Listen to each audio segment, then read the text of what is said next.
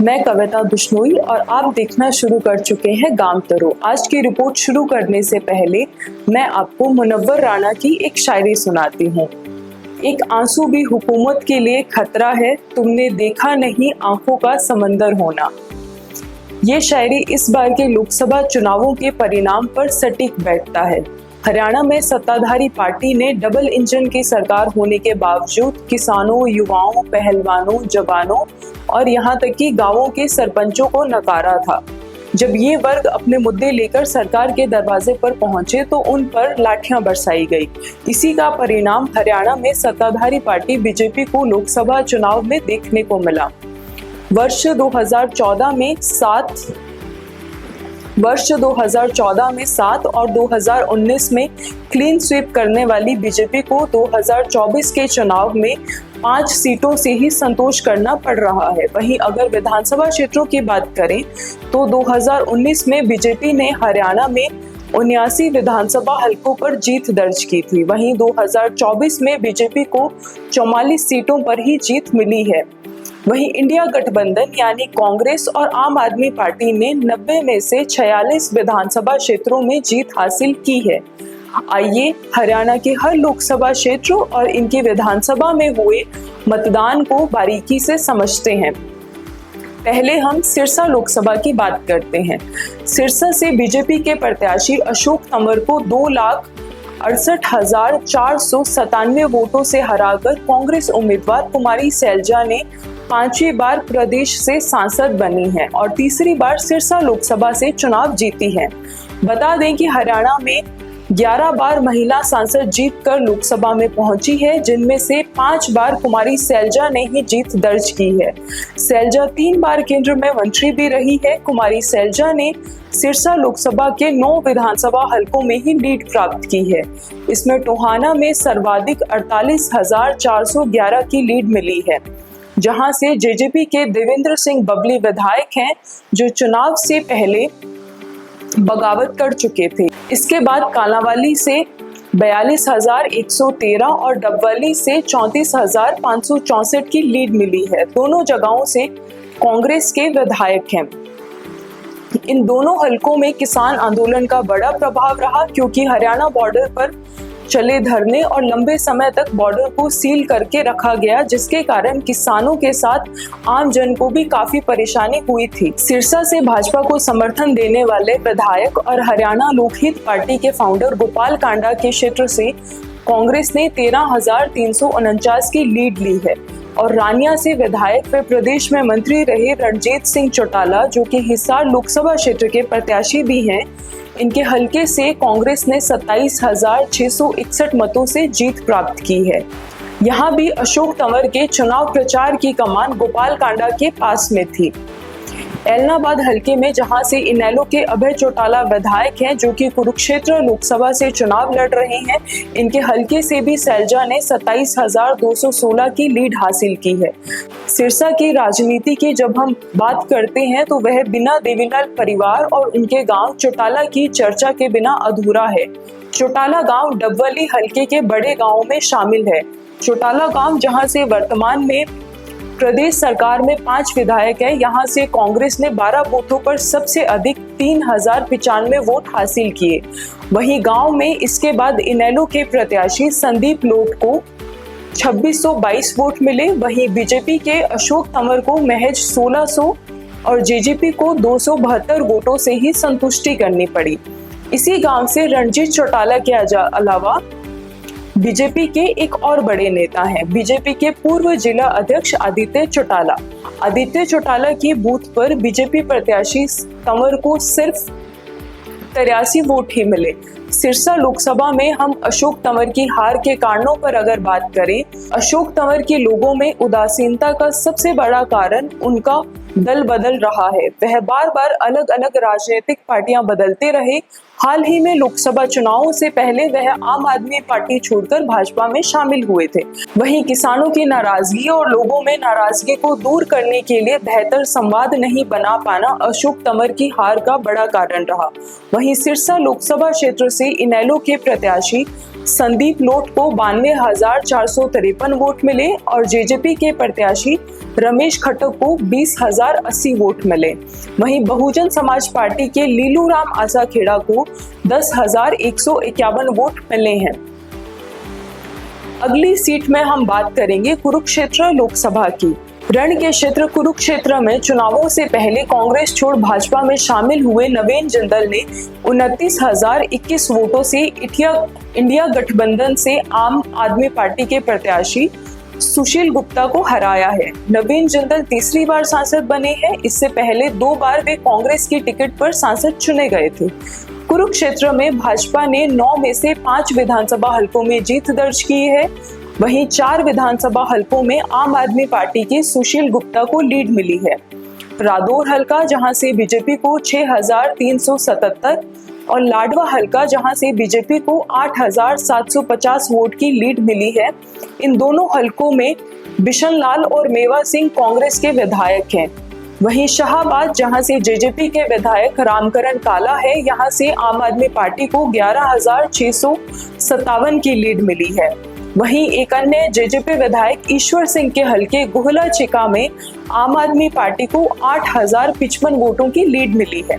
इसके अलावा बीजेपी विधायक संदीप सिंह, जिसके ऊपर महिला कोच ने यौन शोषण के आरोप लगाए थे, इनके हलके से भी आम आदमी पार्टी ने महज 879 वोटों से लीड ली है। वहीं कुरुक्षेत्र में इनेलो के वरिष्ठ नेता और एलनाबाद से विधायक अभय चौटाला भी चुनावी रण में थे। अभय चौटाला को कुरुक्षेत्र लोकसभा से 78,708 वोट मिले। हालांकि उनकी जमानत जब्त हो गई, लेकिन उनका जोरदार तरीके से चुनाव लड़ना आम आदमी पार्टी के प्रत्याशी सुशील गुप्ता को भारी पड़ा।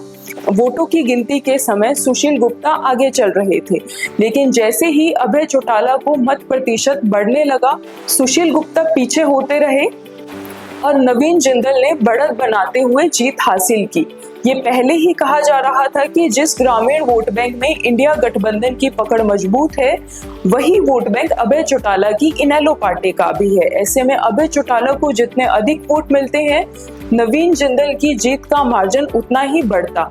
पिछले चुनाव में अभय चौटाला के बेटे करण चौटाला को भी इसी सीट से हार का सामना करना पड़ा था।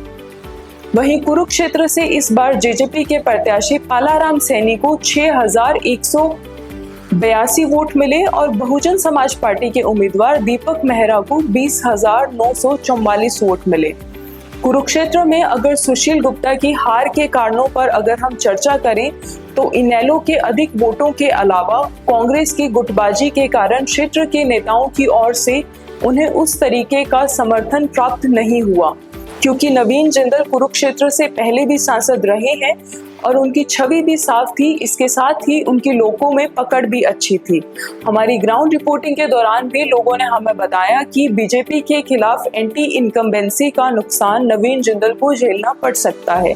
अगर यही नवीन जिंदल कांग्रेस की सीट से चुनाव लड़ रहे होते तो कुरुक्षेत्र से उनकी जीत का मार्जिन लाखों में होना था, क्योंकि गांव में किसान मजदूर की बीजेपी से नाराजगी थी, लेकिन उनकी नाराजगी नवीन जिंदल के व्यक्तित्व से नहीं थी। नवीन जिंदल अपने कार्यकाल में लोगों के सुख दुख में आते जाते रहे, जिसे कि भाजपा के प्रदेश में अन्य लोकसभा उम्मीदवारों में एक कमी के रूप में देखा जा सकता है। अगली सीट में हम रोहतक लोकसभा क्षेत्र की बात करेंगे। हरियाणा के रोहतक में कांग्रेस के उम्मीदवार दीपेंद्र सिंह हुड्डा को सबसे बड़ी जीत दी है। रोहतक से चौथी बार सांसदी का चुनाव जीतने वाले दीपेंद्र ने बीजेपी के अरविंद शर्मा को 3,45,298 वोटों से हराया है। इस बार दीपेंद्र ने रोहतक के 9 विधानसभा हलकों में लीड ली है। पिछली बार के चुनाव में दीपेंद्र को विधानसभा क्षेत्र रोहतक शहर, कलानौर, बहादुरगढ़ और कोसली से हार मिली थी। इस बार हुड्डा परिवार के जोर शोर से प्रचार के अलावा किसानों के साथ और अहिर बहुल इलाकों में बीजेपी की अग्निवीर स्कीम से नाराजगी बीजेपी की हार का बड़ा कारण बनी है। हमारी ग्राउंड रिपोर्टिंग के दौरान भी जब हम जमीनी हालत जानने के लिए दीपेंद्र के जनसंपर्क कार्यक्रम में शामिल होने के लिए महम विधानसभा के गांव डोब में पहुंचे, जब हम पैदल ही गांव की गली से होते हुए चौपाल में जा रहे थे, तो कार्यक्रम में शामिल होने के लिए घरों की महिलाएं भी बाहर निकलकर दीपेंद्र को सुनने के लिए चौपाल की तरफ जा रही थी। इस दौरान एक महिला ने हरियाणवी में ही मुझसे सवाल किया। चूंकि मेरी हरियाणवी कमजोर है तो मैं आपको हिंदी में बता रही हूँ। महिला बोली कि बेटा तुम दीपेंद्र के प्रोग्राम में जा रही हो? मैंने कहा हाँ ताई। अगले सवाल में पूछा कि क्या करती हो? मैंने बताया जर्नलिस्ट यानी पत्रकार हूँ। ताई बोली सरकारी नौकरी होवे है या प्राइवेट? मैंने कहा प्राइवेट। तो उन्होंने सामने से मुझे कंधे पर थापी मारते हुए और सांत्वना देते हुए कहा कि कोई नहीं बेटा, इस बार दीपेंद्र ने वोट दिए, छोरा सरकारी नौकरी हम बालका ने लगा देगा। मेरे लड़के और लड़की भी BA MA करके घर में भर्ती का इंतजार कर रही हैं। उनके साथ तू भी लग जाएगी।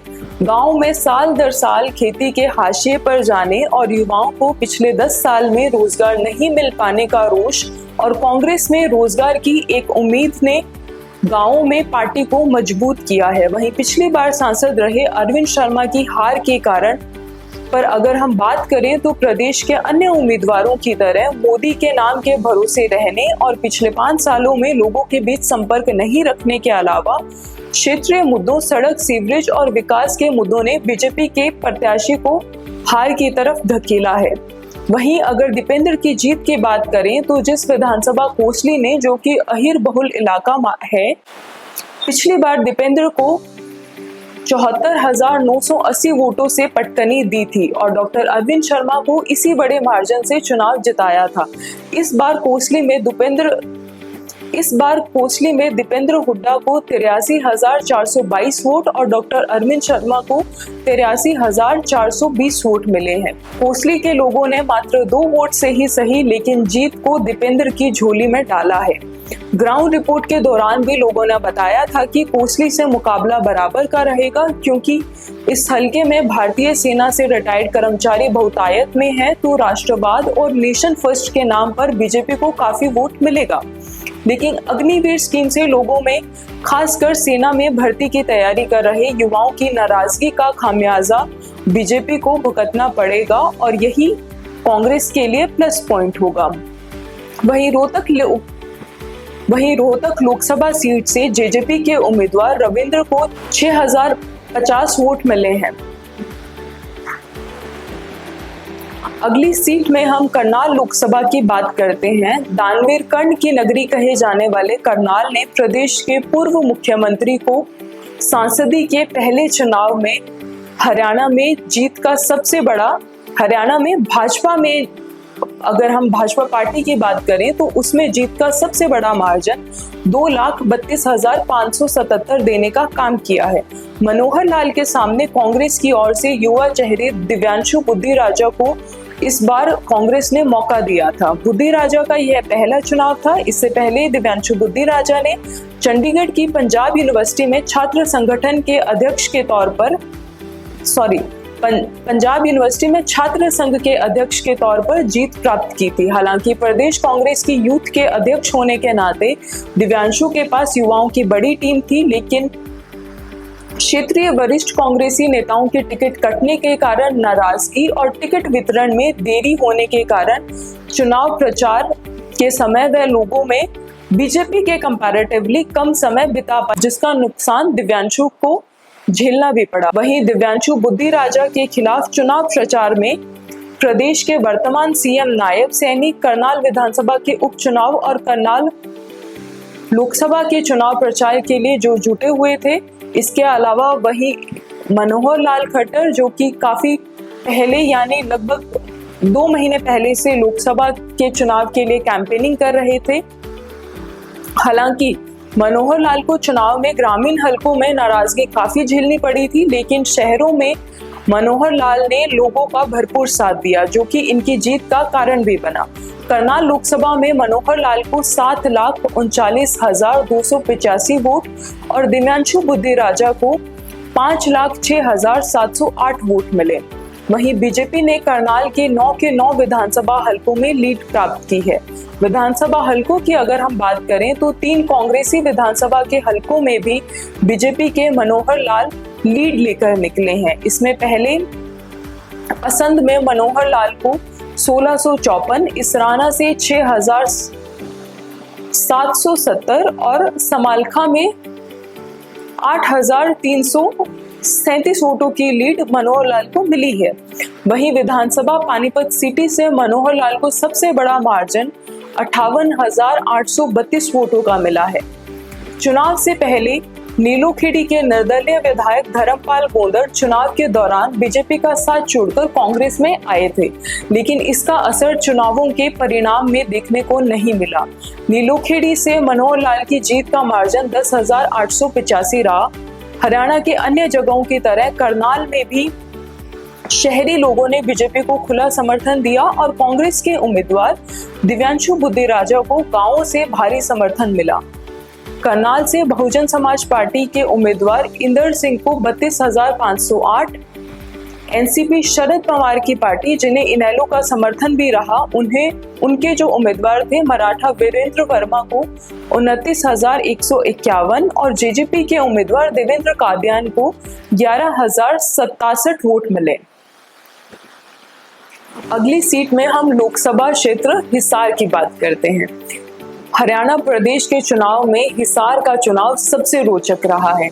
इसके कई कारण हैं। पहला ये कि इस सीट पर चौधरी देवीलाल परिवार के 3 उम्मीदवार ससुर, देवरानी और जेठानी अलग अलग राजनीतिक पार्टियों से चुनाव मैदान में अपनी किस्मत को आजमाने के लिए उतरे थे। दूसरा, तीनों बड़े जाट चेहरे होने के बाद एक शोर मचा था कि कांग्रेस को हिसार से नॉन जाट चेहरे पर दांव लगाना चाहिए, लेकिन कांग्रेस की ओर से जाट उम्मीदवार जयप्रकाश उर्फ जेपी को चुनाव मैदान में उतारा गया। हिसार लोकसभा की विधानसभा आदमपुर से बीजेपी नेता कुलदीप बिश्नोई के टिकट कटने के कारण सबकी नजर बिश्नोई परिवार पर टिकी हुई थी कि इनके हलके से बीजेपी के उम्मीदवार रणजीत चौटाला को कितना समर्थन मिलता है। तीसरा, जयप्रकाश कांग्रेस को हिसार लोकसभा सीट पर 20 साल बाद जीत दिलवाने की आस से चुनाव मैदान में उतरे थे। पहले हम हिसार लोकसभा के जीत के आंकड़ों पर नजर डालते हैं तो यहां से जेपी को 63,381 वोटों के मार्जिन से बीजेपी उम्मीदवार और प्रदेश में मंत्री रहे रणजीत चौटाला से जीत प्राप्त हुई है। रणजीत चौटाला रानिया से विधायक थे। चुनाव से पहले ही बीजेपी ने उन्हें पार्टी में शामिल करवाकर हिसार से चुनाव मैदान में उतारा था। जेपी इस बार चौथी बार सांसद बने हैं। वहीं जननायक चौधरी देवीलाल और भजन लाल को आदर्श मानने वाले जेपी ने दोनों ही नेताओं के नाम पर वोट मांगने वाले उनके परिवार को इस चुनाव में पटकनी दी है। भाजपा नेता कुलदीप बिश्नोई के हलके आदमपुर में जेपी ने 6,384 वोटों से जीत प्राप्त की है। यहां से भजनलाल के पोते भव्य बिश्नोई विधायक हैं। वर्ष 2022 में आदमपुर विधानसभा के उपचुनाव में भव्य बिश्नोई ने जेपी को 15,740 मतों से हराया था। चुनाव से एक दिन पहले 24 मई की शाम को जब हमने आदमपुर हलके का दौरा किया तो लोगों की बातों में बिश्नोई परिवार को लेकर नाराजगी साफ झलक रही थी। आदमपुर के बिश्नोई मंदिर के बाहर ही बैठे बुजुर्गों और नौजवानों से जब हमने कुलदीप बिश्नोई को लेकर बातचीत की तो लोगों ने कहा कि पहले आप हमें ये बताइए कि माननीय कुलदीप जी की पार्टी कौन सी है। तंवर की तरह कुलदीप भी दल बदलू नेता है। वे अपने स्वार्थ के अनुसार पार्टी बदल लेते हैं। आप आदमपुर मंडी की सड़क से होते हुए आए हो, आपने स्वयं देखा होगा कि वहां की सड़कें खत्म हो गई है। कल चुनाव खत्म हो जाएगा। बिश्नोई परिवार ने मंडी से अभी ही सामान पैक करना शुरू कर दिया है। हल्के में उनके दौरे सिर्फ चुनावों के सीजन में ही रहते हैं। चौधरी भजनलाल यहाँ के लोगों के लिए मसीहा थे। वो थे तो आदमपुर में विकास हुआ था, लोगों को रोजगार मिले थे, क्षेत्र की छवि में सुधार हुआ था और यहाँ तक कि बिश्नोई समाज का राजनीति में मान सम्मान भी बढ़ा था।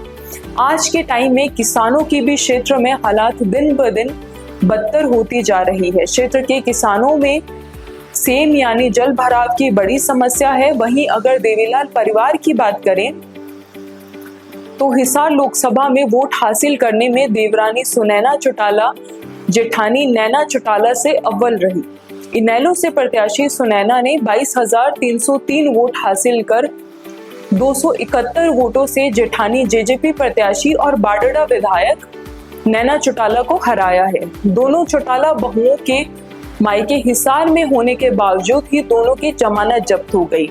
भाजपा प्रत्याशी रणजीत सिंह ने 2 महीने पहले ही चुनाव प्रचार शुरू कर दिया था, लेकिन उन्हें चुनाव प्रचार में किसानों और गांवों में नौजवानों के विरोध का काफी सामना करना पड़ा।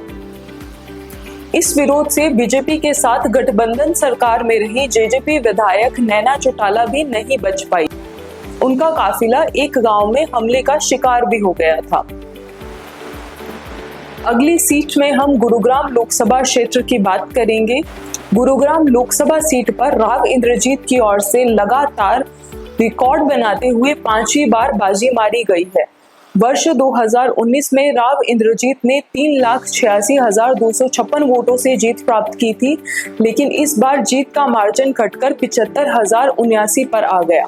कांग्रेस की टिकट पर चुनाव लड़ने वाले राज बब्बर ने 7,33,257 मत प्राप्त किए। राव इंद्रजीत का दक्षिण हरियाणा और अहिरवाल इलाके में लंबे समय से अच्छा वर्चस्व रहा है।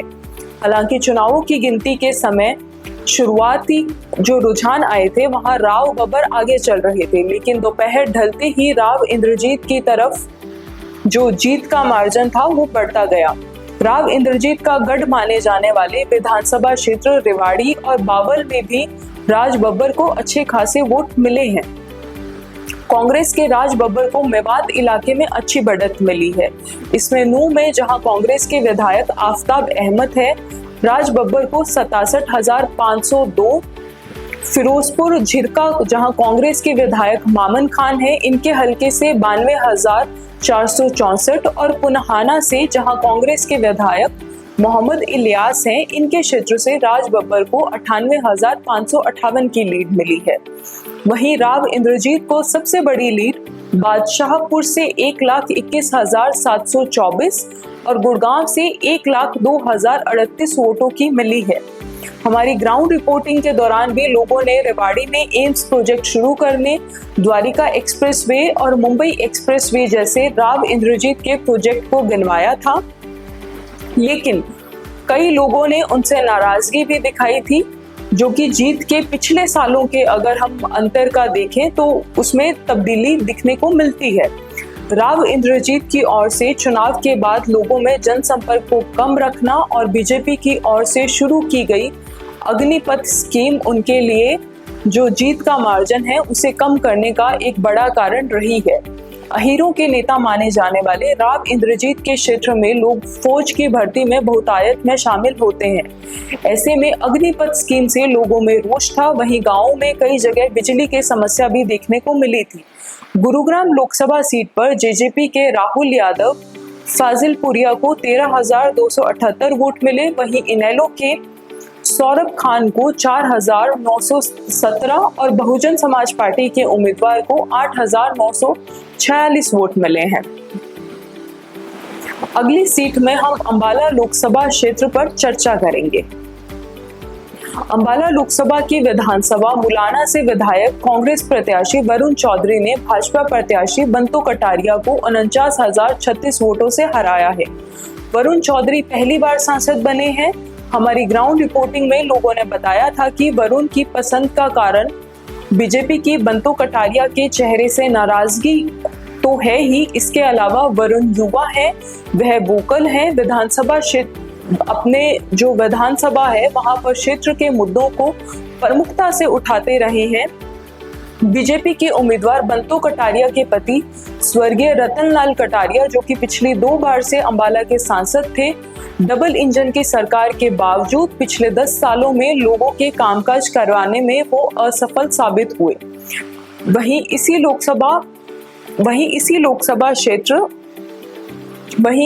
लोकसभा क्षेत्र की विधानसभा अंबाला कैंट से बीजेपी के अनिल विज विधायक हैं। लोगों को उम्मीद थी कि मनोहर लाल को प्रदेश का मुख्यमंत्री हटाए जाने के बाद में विज को मौका दिया जाएगा, लेकिन ऐसा नहीं हुआ। इसको लेकर विज नाराज भी हो गए थे और यही नाराजगी लोगों की बातों में भी हमें देखने को मिली। अंबाला के लोगों ने बताया कि वे बीजेपी में मुख्यमंत्री पद के हकदार थे, लेकिन उन्हें पार्टी ने बनता सम्मान नहीं दिया। वहीं हाल ही में शंभू बॉर्डर पर चल रहे, जो कि अंबाला के बॉर्डर पर ही है, किसान आंदोलन जो वहां पर चल रहा है, उसका भी बीजेपी को काफी अधिक नुकसान हुआ है। गांव में तो किसानों की ओर से कांग्रेस को समर्थन मिला ही है, लेकिन अंबाला शहर में लोगों ने कांग्रेस को समर्थन दिया है, क्योंकि व्यापारियों ने बताया था कि किसानों के प्रदर्शन के चलते प्रदेश सरकार ने बॉर्डर सील कर दिए थे। ऐसे में पंजाब, चंडीगढ़ और हिमाचल प्रदेश से कनेक्टिविटी खत्म होने के कारण उनका व्यापार 70 से 80% तक प्रभावित हुआ है। अंबाला सीएम नायब सैनी का गृह क्षेत्र भी है। वहीं इसी लोकसभा क्षेत्र से बीजेपी के 2 मंत्री और विधायक स्पीकर ज्ञानचंद गुप्ता भी हैं। फिर भी बीजेपी को अंबाला से हार का सामना करना पड़ा। अंबाला में प्रधानमंत्री नरेंद्र मोदी ने बंतो कटारिया के समर्थन में रैली भी की थी। सीएम नायब सैनी के गृह क्षेत्र नारायणगढ़ हलके से बंतो कटारिया को 20,772 वोटों से हार का सामना करना पड़ा है। वहीं अंबाला कैंट के एरिया में, जहां से अनिल विज विधायक है, बंतो को 2,977 वोटों से जीत मिली है। अंबाला लोकसभा सीट से बहुजन समाज पार्टी के उम्मीदवार पवन रंधावा को 23,583 वोट मिले। इनेलो के गुरप्रीत सिंह को 8,986 वोट और जेजेपी की किरण पूनिया को 6,092 वोट मिले हैं। अगली सीट में हम फरीदाबाद लोकसभा पर चर्चा करते हैं। फरीदाबाद लोकसभा सीट से भाजपा प्रत्याशी कृष्णपाल ने जीत की हैट्रिक लगाई है। उन्होंने कांग्रेस के उम्मीदवार महेंद्र प्रताप को 1,72,914 वोटों से हराया है। हालांकि पिछली बार कृष्णपाल 6,38,239 वोटों के मार्जिन से जीते थे। फरीदाबाद लोकसभा के 9 विधानसभाओं में 3 में कांग्रेस और 6 में भाजपा ने जीत हासिल की है। बता दें कि फरीदाबाद में ग्रामीण क्षेत्र पृथला, होडल और पलवल जिले की विधानसभा हतिन में कांग्रेस के उम्मीदवार महेंद्र प्रताप ने बाजी मारी है। वहीं शहरी क्षेत्रों ने कृष्णपाल के जीत का मार्जिन सेट किया है। दिल्ली के साथ लगते फरीदाबाद में मोदी फैक्टर दिल्ली की तरह फरीदाबाद के शहरी लोगों पर काम कर गया। वहीं फरीदाबाद में कांग्रेस की ओर से टिकट को लेकर उपजी कलह का महेंद्र प्रताप को नुकसान देखने को मिल रहा है। वहीं हरियाणा और देश के अन्य बड़े शहरों की तरह फरीदाबाद के लोगों ने बीजेपी को ही बेहतर पार्टी के तौर पर चुना है। फरीदाबाद लोकसभा से बहुजन समाज पार्टी के किशन ठाकुर को 25,206, इनेलो के सुनील तेवतिया को 8,085 और जेजेपी के उम्मीदवार नलिन हुड्डा को 5,061 मतदान मिले हैं। अगली सीट में हम सोनीपत लोकसभा पर चर्चा करते हैं। सोनीपत लोकसभा में कांटे की टक्कर रही और इसने कांग्रेस उम्मीदवार सतपाल ब्रह्मचारी 21,816 के मार्जिन से जीत प्राप्त करने में कामयाब हुए। सतपाल ब्रह्मचारी को 5,48,682 वोट मिले हैं। वहीं बीजेपी के मोहनलाल बडौली को 5,26,886 वोट मिले हैं। सतपाल ब्रह्मचारी पहली बार सांसद चुनकर आए हैं। सोनीपत लोकसभा के क्षेत्र पर पूर्व मुख्यमंत्री भूपेंद्र सिंह हुड्डा की पकड़ मजबूत है, जिसका फायदा ब्रह्मचारी को मिला। वहीं इसी क्षेत्र में किसानों की नाराजगी के कारण कांग्रेस को काफी फायदा मिला है। सोनीपत की विधानसभा क्षेत्रों में 4 में कांग्रेस ने बाजी मारी है।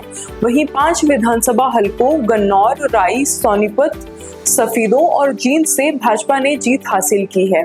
वहीं खरखौदा, गोहाना, बड़ौदा और जुलाना विधानसभा हलकों में कांग्रेस ने जीत दर्ज की है। सोनीपत लोकसभा में बहुजन समाज पार्टी के उम्मीदवार उमेश कुमार को 12,822 वोट मिले। वहीं इनेलो के उम्मीदवार अनूप सिंह को 11,523 और जेजेपी के उम्मीदवार भूपेंद्र सिंह मलिक को 7,820 वोट मिले हैं। अब हम चर्चा करते हैं भिवानी महेंद्रगढ़ लोकसभा सीट की। भिवानी महेंद्रगढ़ लोकसभा सीट से बीजेपी के धर्मवीर सिंह ने कांग्रेस के रावदान सिंह को 41,510 वोटों से हराकर जीत की हैट्रिक लगाई है।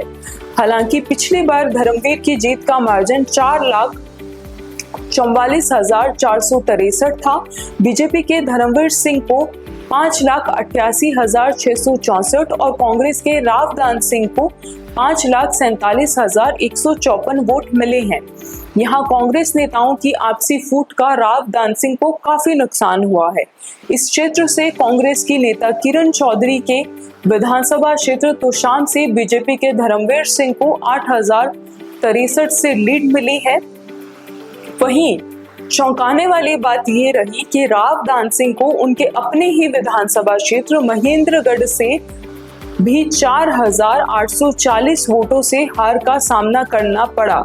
अब आप इसे महेंद्रगढ़ की टूटी सड़कें माने या फिर कांग्रेस की आपसी फूट को माने, ये तो वहां की जनता ही बेहतर बता सकती है। कांग्रेस उम्मीदवार रावदान सिंह को 9 विधानसभा क्षेत्रों में सिर्फ 3 लोहारू, बाढ़ड़ा और दादरी से ही जीत हासिल हुई है। वहीं बीजेपी के उम्मीदवार धर्मवीर सिंह को 6 लोकसभा हलकों भिवानी, तोशाम, अटेली, महेंद्रगढ़, नारनौल और नांगल चौधरी से जीत मिली है। बीजेपी के धर्मवीर सिंह की जीत का पिछली बार से बड़ा मार्जिन कम होने का कारण अहीर बहुर इलाकों में अग्निपथ स्कीम को लेकर जो लोगों में नाराजगी है और कई जगह पर किसानों की जो नाराजगी रही वो इसका बड़ा कारण रहा। वहीं कांग्रेस का अहीर उम्मीदवार को टिकट देने का फायदा भी यहाँ कांग्रेस को मिलता हुआ नहीं दिखाई दिया, क्योंकि अहीर बहुल इलाकों में बीजेपी को अच्छे वोट मिले हैं। भिवानी महेंद्रगढ़ लोकसभा से जेजेपी के उम्मीदवार राव बहादुर सिंह को 15,265 और बहुजन समाज पार्टी के जो उम्मीदवार हैं सुनील कुमार शर्मा, उनको 6,036 वोट मिले हैं। आप हरियाणा की 90 विधानसभा हलकों में कांग्रेस, बीजेपी और आम आदमी पार्टी की जीत को लेकर और उनके जो हार के कारण रहे हैं, उनका आप क्या कारण देखते हैं, हमें अपनी राय कमेंट्स में जरूर बताइएगा। इसके अलावा अगर आपको हमारी रिपोर्ट पसंद आई हो तो चैनल को लाइक और सब्सक्राइब कीजिएगा, वीडियो को शेयर कीजिएगा और क्षेत्र के ग्राउंड रिपोर्ट्स और विश्लेषण के लिए हमारे साथ जुड़े रहिएगा। ये हमारी विश्लेषणात्मक जो रिपोर्ट है वो पहली थी, अगर इसमें कोई गलती रही हो तो हमें माफ भी कीजिएगा। धन्यवाद।